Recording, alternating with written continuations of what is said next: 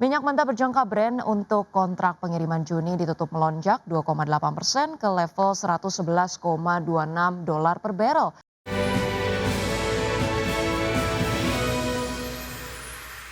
Pemirsa, harga minyak melesat hampir 3% pada perdagangan Selasa didorong kekhawatiran berkelanjutan terhadap gangguan pasokan akibat penutupan Selat Hormuz yang meredam dampak negatif dari keputusan Uni Emirat Arab keluar dari aliansi OPEC dan OPEC Plus. Minyak mentah berjangka Brent untuk kontrak pengiriman Juni ditutup melonjak 2,8% ke level 111,26 dolar per barrel.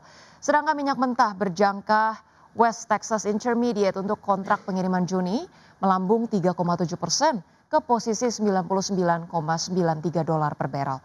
Setelah sempat menembus 100 dolar, pemirsa, level tertinggi sejak 13 April. Kenaikan harga sempat terpangkas setelah Uni Emirat Arab, produsen terbesar keempat dalam OPEC Plus, mengumumkan akan keluar dari kelompok tersebut mulai 1 Mei.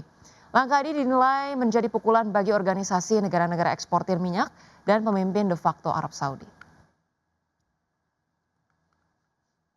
Pemirsa, tekanan terhadap pasar saham Indonesia kian terasa pada akhir April 2026 seiring dampak kebijakan MSCI yang menahan aliran dana asing. Kondisi ini membuat indeks harga saham gabungan tertekan di tengah kombinasi sentimen global, tekanan makro dan dinamika domestik. Tekanan terhadap pasar saham Indonesia kian terasa pada akhir April 2026, seiring dampak kebijakan MSCI yang menahan aliran dana asing. Kondisi ini membuat indeks harga saham gabungan tertekan di tengah kombinasi sentimen global, tekanan makro dan dinamika domestik. Head of Research Kisi Sekuritas Muhammad Fafi menjelaskan keputusan MSCI membuka potensi keluarnya dana asing atau outflow hingga 15 triliun rupiah. Menurutnya hal ini dapat menekan IHSG dalam jangka pendek. Ia menyebut kondisi saat ini lebih mencerminkan penundaan momentum dibandingkan perubahan arah jangka panjang, karena reformasi yang sedang berjalan tetap jadi fondasi penting untuk peningkatan kualitas pasar ke depan. Adapun kondisi pasar yang tertekan saat ini mencerminkan kombinasi tekanan jangka pendek dan perubahan struktural. Dalam jangka pendek, tekanan dipicu faktor teknikal seperti force rebalancing, rotasi portofolio pasif, serta sentimen negatif dari pembukuan MSCI. Investor dapat menghindari saham dengan konsentrasi kepemilikan tinggi atau high shareholding concentration, yang masih berisiko terkena mandatory sell lanjutan. Analis menekankan pentingnya mencermati jadwal MSCI Semi-Annual Review pada 12 Mei dan efektif 1 Juni 2026 sebagai penentu arah pasar ke depan. Sementara itu, sebagai catatan, dalam pengumuman terbarunya, MSCI menyampaikan telah mencermati berbagai langkah reformasi transparansi pasar modal Indonesia. Reformasi tersebut mencakup peningkatan keterbukaan pemegang saham di atas 1%, granularitas klasifikasi investor, pengenalan kerangka HSG, serta pada jalan peningkatan batas minimum free float menjadi 15%. Meski demikian, MSCI memutuskan untuk melanjutkan kebijakan pembekuan terhadap saham-saham Indonesia. Berbagai sumber untuk IDXional. Usaha PT Goto Gojek Tokopedia Tbk mencetak laba bersih untuk pertama kalinya, yakni senilai Rp257,94 miliar pada kuartal 1 tahun ini. Raihan laba bersih ini ditopang oleh pertumbuhan pendapatan yang naik hingga 26% pada kuartal 1 2026. PT Goto Gojek Tokopedia Tbk mencetak laba bersih untuk pertama kalinya, yaitu senilai Rp257,94 miliar pada kuartal 1 2026. Laba bersih ini berbalik dibandingkan periode yang sama tahun 2025 yang mencatatkan rugi bersih sebesar Rp367 miliar. Peningkatan laba bersih ini ditopang oleh kenaikan pendapatan Goto yang naik hingga 26% menjadi Rp5,34 triliun pada kuartal 1 2026. Pendapatan ini meningkat dibandingkan kuartal 1 2025 yang sebesar Rp4,23 triliun. EBITDA yang disesuaikan Goto juga naik 131% secara tahunan menjadi Rp907 miliar yang mencerminkan langkah menuju pedoman EBITDA yang disesuaikan sebesar Rp3,2 triliun sampai Rp3,4 triliun pada 2026. Direktur Utama Grup Goto, Hans Patuwo, mengatakan pencapaian laba bersih untuk pertama kalinya dalam sejarah Goto ini menjadi momen penting bagi perseroan. Sementara itu, Direktur Keuangan Goto, Simon Ho, mengatakan pencapaian ini mencerminkan operating leverage yang kini tertanam secara struktural dalam bisnis Goto. Simon juga menjelaskan biaya layanan Goto juga menurun seiring dengan strategi teknologi dan kecerdasan buatan yang mulai membuahkan hasil. Gotoh juga mencatatkan arus kas bebas disesuaikan positif sebesar 1,3 triliun rupiah yang mencerminkan perbaikan fundamental bisnis, profitabilitas, dan disiplin biaya.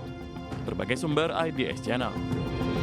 Pemirsa, emiten perkebunan kelapa sawit dan pengolahan CPO Grup Astra PT Astra Agro Lestari Tbk membukukan peningkatan pendapatan dan laba bersih per Maret 2026. Dalam laporan keuangan, laba bersih tercatat sebesar 373,4 miliar pada kuartal 1 tahun 2026. Laba bersih tersebut naik 34,79% year on year. Pertumbuhan laba didukung oleh raihan pendapatan sebesar 7,5 triliun rupiah. Pendapatan ini naik 6,8% secara tahunan. Pendapatan perseroan berasal dari minyak sawit mentah dan turunannya sebesar 6,73 triliun rupiah, inti sawit dan turunannya sebesar 763,92 miliar rupiah, dan pendapatan lainnya senilai 2,77 miliar rupiah. Dengan pertumbuhan laba bersih, laba per saham pun naik menjadi 194,01 rupiah per saham dari sebelumnya sebesar 143,94 rupiah per saham.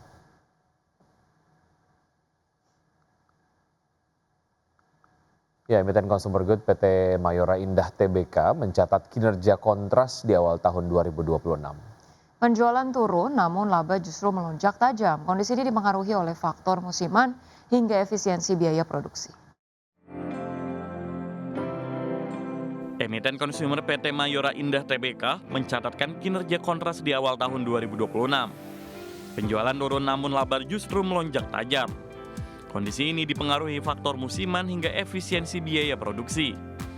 Sepanjang kuartal pertama 2026, penjualan Mayora turun 4,7% secara tahunan menjadi 9,39 triliun rupiah. Penurunan ini dipicu pergeseran momentum lebaran yang lebih awal serta pembatasan operasional truk di bulan Maret. Akibatnya, distribusi dan penjualan sebagian besar sudah terjadi pada akhir 2025. Meski penjualan melemah, laba bersih Mayora justru naik 37% menjadi 945,5 miliar rupiah. Kenaikan ini ditopang turunnya harga bahan baku seperti kopi dan kakao yang menekan biaya produksi. Dampaknya, margin laba bersih meningkat signifikan menjadi 10,1%. Kedepan, prospek Mayora dinilai tetap positif seiring pemulihan permintaan dan proses pengisian ulang stok sejak April. Namun risiko masih membayangi, mulai dari kenaikan biaya distribusi dan kemasan hingga daya beli masyarakat yang belum sepenuhnya pulih. Meski begitu, analisis masih merekomendasikan saham Mayora dengan target harga Rp2.400 per saham. Berbagai sumber IDX Channel. Selanjutnya update dari Bursa Global. Pemirsa, Bursa Wall Street melemah pada perdagangan Selasa menjauh dari rekor penutupan tertinggi seiring munculnya kembali kekhawatiran terhadap prospek sektor kecerdasan buatan. Hanya beberapa hari sebelum sejumlah raksasa teknologi merilis laporan keuangan kuartalan. Pada perdagangan Selasa, pemirsa, indeks Dow Jones Industrial Average ditutup turun 0,05% ke level 49.141.